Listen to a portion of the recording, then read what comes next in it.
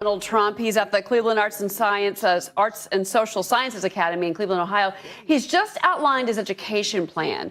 This is a charter school, we should say, by the way, and he's expected to propose, and he just did actually, a $20 billion investment towards school choice for the 11 million children in this country that live in poverty, letting the states decide exactly how the money gets to be used. Now, the teachers' unions have already thrown their support behind Hillary Clinton. Both the American Federation of Teachers and the National Education Association endorsed her back in 2015. But Donald Trump seems to be hoping to accomplish something by speaking today and speaking to Americans, especially those parents that want to see the education of their children maybe change course. I want to bring back in Republican strategist Ford O'Connell, along with radio talk show host Leslie Marshall. Leslie, I think this is fascinating, what he's proposing, because he's saying give the states the power, targeting impoverished children specifically, and redirecting $20 billion. And he also made the point, I want to say this, $620 billion spent on K through 12 education, $620 billion, just $20 billion for these 11 million kids that are out there that need help. It's an interesting idea here, Leslie, you got to admit. It's an interesting idea, but, you know, here's the thing. One, I live in Los Angeles. LA Unified is one of the largest public school districts, if not the largest in the United States. I want to do a little fact checking here. We, although may spend so much money in the state of California on a public school system, the kids don't have enough money in the schools for proper supplies, et cetera. Secondly, what is the transportation if you have your school of choice, and who's going to pay for that? Yeah, but Leslie, thirdly, don't you have a big union isn't this problem more in big LA? government? I mean, you brought it up. You're talking about Los Angeles. You're talking about unions in Los Angeles. That's exactly what he's going after. This is something he probably got from Chris Christie, the governor of New Jersey, who successfully went after the teachers' unions and gained popular support in a blue state. I mean, you've got to admit, LA has a union problem with teachers. He's also talking about merit pay. If you're a good teacher, great. If you're not, you're gone. That's Donald Trump.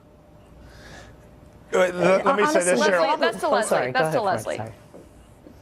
The problem here in Los Angeles and, quite frankly, throughout our state, but specifically here in Southern California, is not the unions, even though I know the right and Donald Trump's jumping on that blame the unions bandwagon with education.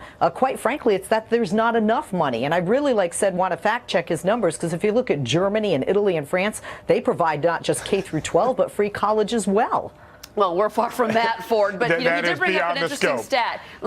Ford, he brought up, here in New York City, we're spending more than $20,000 per child. I'm in New York City. I'm going to tell you that the schools here have a lot of problems. A kid took a gun to a school in Brooklyn today, first day of school. I mean, this is the kind of stuff that we're dealing with here and across the country. He's saying, here's an idea. Here's how we change it. What do you make of it?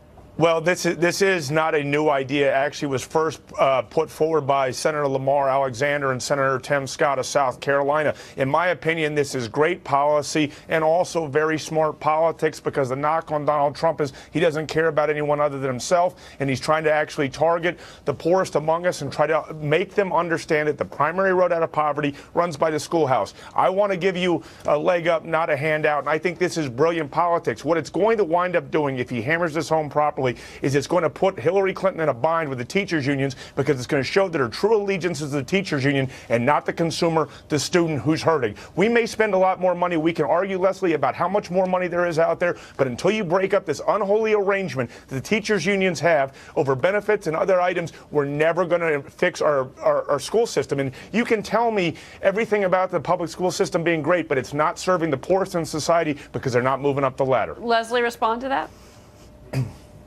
Oh, I agree that, you know, we have a problem with it, and we have, I think, for, you know, pretty much since the inception of our nation, that, you know, the more money you have, the more privileged you are, the better education you have, the better access to health care you have. But now, Ford, those sound like Democratic talking points. With regard to education, you have to look at the facts again. He's talking about federal money. A, where's that federal money coming from? B, he is the Republican nominee, and one of the first things Republicans take a hatchet to is funding for education, and you know that. Let me say this. Wait a minute. When have Democrats ever cared about how much something costs? You guys have never cared about what anything costs. That's why we have Obamacare, okay? You guys lie about this left, right, and center. He's rechanneling existing money. Now, do I think that this could wind up being more expensive than he's touting? I absolutely do. But you guys don't want to change the current status quo, and that's not helping students. This is a great discussion. Unfortunately, we're out of time. It is a fascinating topic, though, guys. Leslie Ford, thank you so much.